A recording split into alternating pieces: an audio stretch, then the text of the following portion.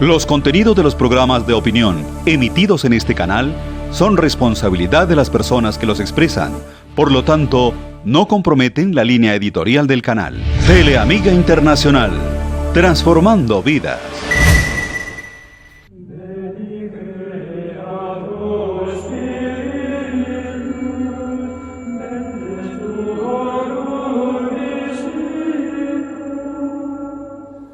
Bienvenidos, queridos hermanos, a este programa en que voy a tratar sobre las luces de la Sagrada Escritura, cómo la Sagrada Escritura ilumina la vida de nosotros los hijos de Dios y los creyentes. Hoy quiero tratar con ustedes acerca del surgimiento de la cultura matrimonial cristiana, cómo surge la cultura matrimonial cristiana en las cartas de San Pablo. En esas cartas asistimos a la fundación de una nueva cultura, de un nuevo modo de vivir. A hombre nuevo, porque el cristiano es hombre nuevo, cultura nueva. Un modo nuevo de vivir las relaciones interpersonales entre las personas, las familiares dentro de la familia, las laborales en el trabajo y las eclesiales en la iglesia. Y también las relaciones ciudadanas globales. Parte principal de esta nueva cultura que se instaura en el seno de la humanidad como un fermento nuevo, como una luz nueva, como sal que no la deja corromperse, es una nueva manera de vivir el matrimonio. Por lo tanto, la cultura esponsal cristiana. Los primeros cristianos venían unos del mundo judío y otros del mundo pagano. Habían vivido su matrimonio anteriormente, si venían casados, unos a lo judío y otros a lo pagano. Ahora, con su conversión al cristianismo, con su conversión a Cristo como hijos de Dios, empezaban un cambio de vida que englobaba todos los aspectos de su existencia de hombres nuevos, nacidos ahora en el bautismo de Dios, de nuevo y de lo alto. Una nueva doctrina acerca del cuerpo, de la sexualidad, una doctrina que funda una nueva manera de posicionarse frente a sí mismo, a la corporalidad propia y ajena, frente a la vida sexual, y entre tantos otros aspectos de este cambio radical de vida, que ya no iba a ser ni judío ni pagano, cómo vivir ahora el matrimonio a lo cristiano. ¿Cuál es el horizonte cristiano del matrimonio? Para San Pablo, como apóstol y maestro, se planteaba una tarea doctrinal y pastoral. ¿Cómo hacer de repente que esos paganos que estaban viviendo su unión a lo pagano fueran subiendo lentamente al nivel cristiano del matrimonio? ¿Qué cambiaba también para los cristianos venidos del judaísmo y que vivían su vida matrimonial según la ley judía para que la llevaran a su cumplimiento en el reino filial, el reino de los hijos, el reino cristiano, viviendo su matrimonio como hijos de Dios Padre, es decir, como hermanos? Ahora esposo y esposa como hermanos.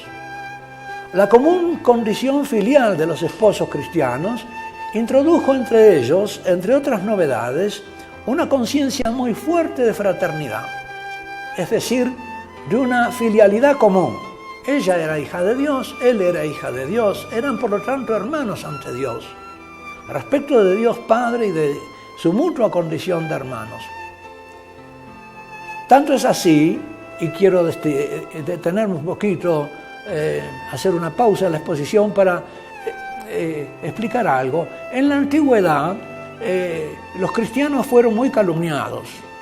Se decía de ellos que se reunían para comer carne humana y sangre humana, porque habían oído algo acerca de la Eucaristía. Y se decía también que se casaban entre hermanos.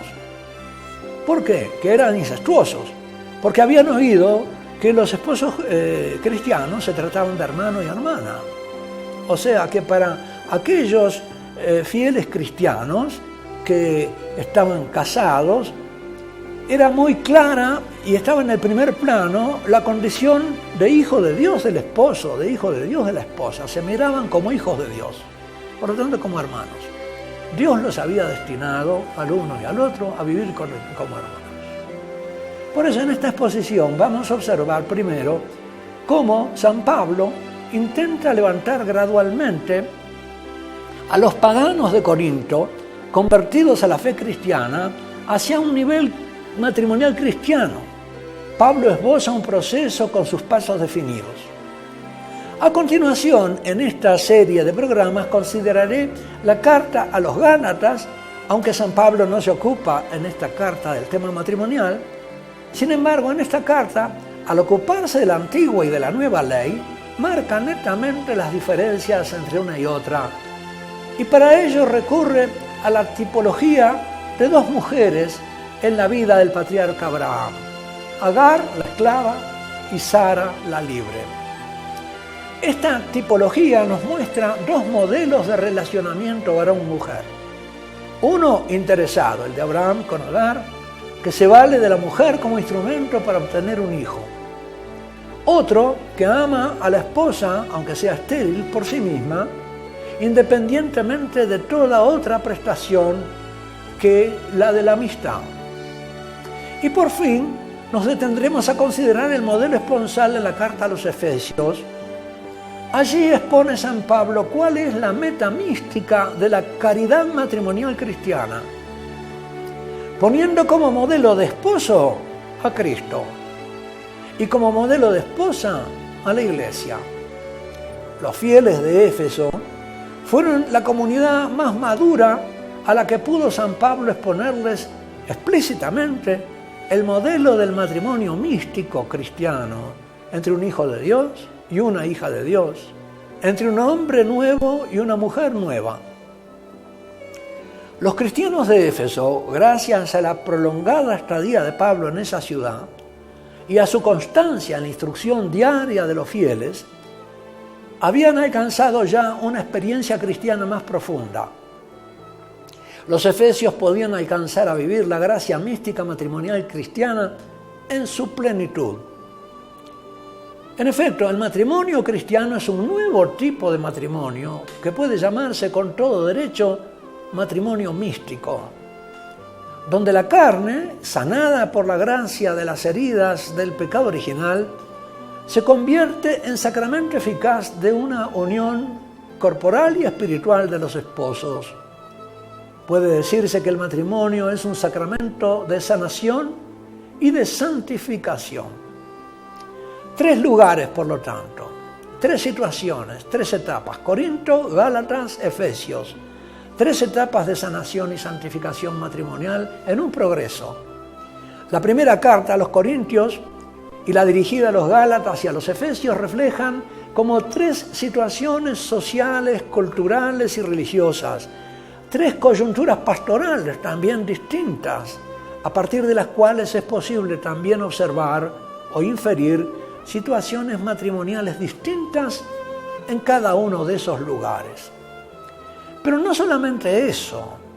La comunidad de Corinto, la comunidad de Galacia y la comunidad de Éfeso, más allá de su relación, de su realidad histórica particular, simbolizan, a mi parecer, o representan de algún modo, de manera típica, 3 etapas de un proceso universal, válido para todos los tiempos, de evangelización y sanación matrimonial.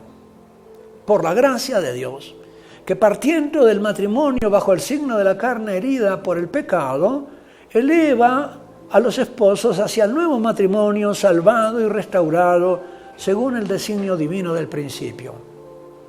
Leo y quiero proponerles a través de las 3 cartas un proceso que se da, me parece a mí, en todo matrimonio, en toda relación de noviazgo y posterior matrimonio, un proceso de matrimonio carnal que va hacia el matrimonio espiritual. Comienza como una relación muy dominada por lo carnal y avanza en el proceso hacia una relación más espiritual de los hijos de Dios. Puede decirse que todo matrimonio real y concreto, de alguna manera u otra, está en alguna de esas 3 etapas y puede pasar de una a otra hasta alcanzar su modelo perfecto o quedarse en una de ellas. Puede quedarse en una actitud al tipo Corinto, en una actitud que es más bien dominada por la lujuria, o una actitud como la de Galacia, dominada por el intento de la dominación, o como la de Éfeso, imitando a Cristo y a la Iglesia. Esas tres etapas o actitudes despejan las etapas de un proceso de sanación por la gracia, de la interrelación esponsal humana, y nos permiten observar los pasos por los cuales esa nueva cultura del matrimonio eleva a los esposos cristianos a una meta mística. Los toma en la carne, en la competitividad de quién manda aquí, y los lleva hacia la unión amorosa de Cristo y la Iglesia. Gran misterio de la unión de Cristo y su Iglesia. Y abro aquí un paréntesis para hacer notar que ese nuevo modelo esponsal, cuyo surgimiento observamos a través de las cartas de San Pablo, se fue haciendo también cultura social a lo largo de la historia de la nación santa de los hijos de Dios, la Madre Iglesia católica, y dio luz en la historia un nuevo tipo de varón y un nuevo tipo de mujer. Y por lo tanto se estableció a partir de entonces, y fue creciendo a lo largo de los siglos, un nuevo tipo de matrimonio. Me refiero al caballero y a la dama. Y no solamente los nobles, sino todos. Estos dos arquetipos humanos constituyeron dos modelos e ideales, aún para los más humildes y sencillos, no solo para los nobles. Ellos pueblan durante siglos el imaginario de generaciones y generaciones de católicos que desde niños escucharon los cuentos de príncipes y princesas y se vieron a sí mismos reflejados en esos modelos de nobleza del alma que lucha con dragones malvados, que son la serpiente, y brujas, sus servidoras, brujas malas, y vive entre hadas buenas y hadas hermosas, pero perversas. En efecto, en el mundo católico, sobre todo a lo largo de la Edad Media, fue surgiendo ese nuevo tipo de hombre y mujer que fueron el caballero y la dama. El caballero y la dama son una creación católica contra la cual reaccionaría después la cultura posmoderna, iluminada. De alguna manera ese modelo queda como ridiculizado o atacado, pero fue un modelo creado por el catolicismo. El caballero, modelo del varón noble de alma, que era capaz de morir por hacer justicia, que ofrecía y arriesgaba la vida por defender a los pobres y oprimidos, dándole así a su espada una utilidad noble, y estaba dispuesto a sacrificarse por amor de caridad. En tiempos de gran corrupción como el actual, sigue siendo necesario, y lo es más que nunca, nutrir el alma de nuestros niños pequeños con el ideal caballeresco del caballero. Nuestro tiempo tiene necesidad de caballeros, no ya a lo Quijote con lanza y coraza, sino hijos de Dios capaces de sufrir por la justicia y de defenderla a su propia costa, riesgo y mención, y de enaltecer a la dama. El ideal caballeresco, en lo que tiene de raíz e inspiración cristiana, es una figura mística de validez perenne y paralelamente también es fuente de inspiración perenne el tipo humano de la dama. Ese tipo reflejado en la Beatriz de la Divina Comedia y de la Vita Nuova del Dante. Parece superfluo señalar aquí que ese modelo se encuentra hoy amenazado de olvido entre nosotros, combatido por la corrupción violenta, la irrupción de la anticultura.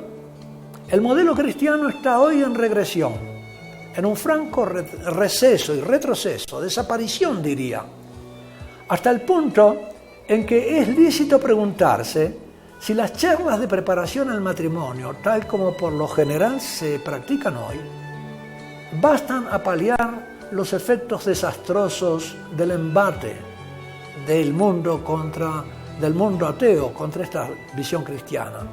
Cierro aquí el paréntesis y vuelvo a la Sagrada Escritura. Me ocuparé entonces ahora de Corinto, el matrimonio en Corinto bajo el signo de la lujuria. Vamos a ir a los comienzos mismos del surgimiento de la cultura del matrimonio cristiano.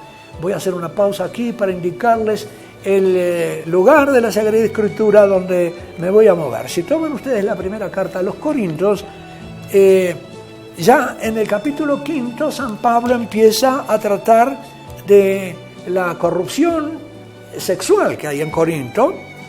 Sigue en el capítulo 6 con ese tema, y en el capítulo 7 allí vamos a encontrar más adelante, ténganlos marcados, los fundamentos de Pablo para el matrimonio cristiano en Corinto. Y empezamos entonces por esa primera carta a los Corintios. ¿Qué se encuentra Pablo en la ciudad de Corinto? ¿Cómo era esa ciudad? ¿En qué mundo vivían esos cristianos? Era una ciudad muy rica. Tenía 2 puertos porque estaba situada junto al istmo de Corinto, una estrecha lengua de tierra que comunica la provincia continental de Macedonia con la península griega. A ambos lados del istmo de Corinto, los puertos acogían a las naves que llegaban navegando por ambos golfos, y en Corinto confluían los 2 golfos y las vías navieras de las rutas terrestres. Todos los caminos que bajaban de Macedonia hacia la península griega pasaban por el istmo de Corinto, por esa estrecha lengua de tierra. Y de un puerto al otro se trasegaban las mercaderías a través de unos kilómetros por tierra y se cargaban de nuevo en otra nave en el puerto del otro golfo, o incluso a veces se pasaban las naves enteras sobre un camino de rodillos de madera. Comercio y servicios portuarios y de astillero le daban a Corinto una vida pujante y comercial, como esos puertos ricos que hay en el mundo, y también artesanal. Había pues en Corinto marineros, artesanos, comerciantes de todo el mundo, pero no solo era un centro portuario y comercial, sino que era también un afamado centro religioso, con lo cual se acrecentaba singularmente su pujanza económica por la renta de los templos y el turismo religioso. La Acrópolis de Corinto, Acrópolis quiere decir un cerro elevado, un cerro que se levanta abruptamente como 500 metros al lado de la ciudad, estaba coronado de templos imponentes, como sucede en la Acrópolis de Atenas y en otras ciudades griegas. El Acrocorinto, el Corinto elevado, contaba con muchos templos, uno de la diosa Juno, la esposa de Júpiter, y otros, pero el más importante, el más famoso para el templo, era el templo de Venus, Afrodita, la diosa del amor erótico. En la antigua religión griega había distintos tipos de deidades femeninas de la sexualidad que venían a Corinto en peregrinación al templo de la diosa Venus desde todas las comarcas del mundo griego y romano. Comprar una esclava hermosa y traerla desde un rincón lejano para ofrendarla a la diosa Afrodita como servidora del culto sexual en su templo, del culto que se le brindaba sobre su montaña, ofrecerla como un exvoto humano era considerado como un acto de piedad que cumplían los varones pudientes de la época. Imaginémonos ahora por un momento lo que era entrar a evangelizar una ciudad así, que estaba a la sombra de este santuario de la lujuria, donde la sexualidad no solo estaba dominando como domina actualmente en nuestro mundo erotizado, cada vez más erotizado por la televisión, internet, la industria de la pornografía, sino que estaba además sacralizada, prestigiada por una aureola divina, donde además, como sucedía en los templos griegos, lo sagrado funcionaba como el motor de una empresa económica poderosa, y por lo tanto, como sucede también hoy con las divinas multinacionales, intocable. Corinto era pues un lugar en que se iba en peregrinación a celebrar el culto del sexo. Se iba en peregrinación a Corinto al templo de una diosa. Eran peregrinaciones eróticas y sexuales. Pensemos en los lugares de turismo sexual de nuestro mundo actual.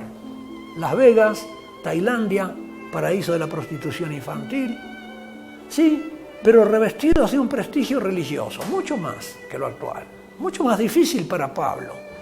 En ese mundo así de erotizado, Pablo va a evangelizar, a competir con la religión de Afrodita, con un cortejo de divinidades griegas. Y ahí va a decirles a los corintios: ¿no sabéis acaso que los injustos no heredarán el reino de Dios? Es decir, la condición de hijos de Dios. No os engañéis, ni los impuros, ni los idólatras, ni los adúlteros, ni los afeminados, ni los homosexuales, ni ladrones, ni avaros, ni borrachos, ni ultrajadores, ni explotadores, todo eso abundaba en Corinto, heredarán el reino de Dios, es decir, serán hijos. Y tales fuisteis algunos de vosotros. Pero habéis sido lavados, habéis sido santificados, habéis sido justificados, hechos justos a los ojos de Dios, en el nombre del Señor Jesucristo y en el Espíritu de nuestro Dios. Y ahí el Evangelio en esa ciudad de fornicarios, incultos, etcétera, como él acaba de enumerar, tiene más éxito, San Pablo, que en la Atenas sofisticada y soberbia, de donde venía, ciudad universitaria de gente inteligente. En Atenas, después de escuchar a San Pablo, por pura curiosidad, le dijeron cortésmente, ya te escucharemos otra vez. Pienso que en Corinto, a diferencia de Atenas, alguna gente había tocado tanto fondo en los abismos de los vicios y de las pasiones satisfechas sin límites, que al fin, huyendo de tanto sinsentido, se abría hambrienta a lo espiritual. En algunos hombres que no están completamente endurecidos cuando todavía no se han entregado voluntariamente a sus propios demonios, perdura un fondo sano. Pudieron desviarse inducidos por el mundo que los rodea a compartir las desviaciones públicas, pero en el fondo se encuentran insatisfechos con el drama de su desviación. Creo, queridos hermanos, que al mismo tiempo que algunos griegos que tomaban por divina la lujuria, porque experimentaban que era una fuerza que no podían dominar, que tenía algo de divino y adorable, que los había sometido desde siempre y para siempre, experimentaban también que había ahí algo de terrible, de mortal. Y en el próximo episodio o capítulo de esta serie, veremos entonces cómo San Pablo se las arregla para predicar aquí la pureza cristiana y establecer aquí un matrimonio santo en medio de una sociedad tan corrupta. Hasta la próxima, que Dios los acompañe y los bendiga, en nombre del Padre, y del Hijo, y del Espíritu Santo. Amén.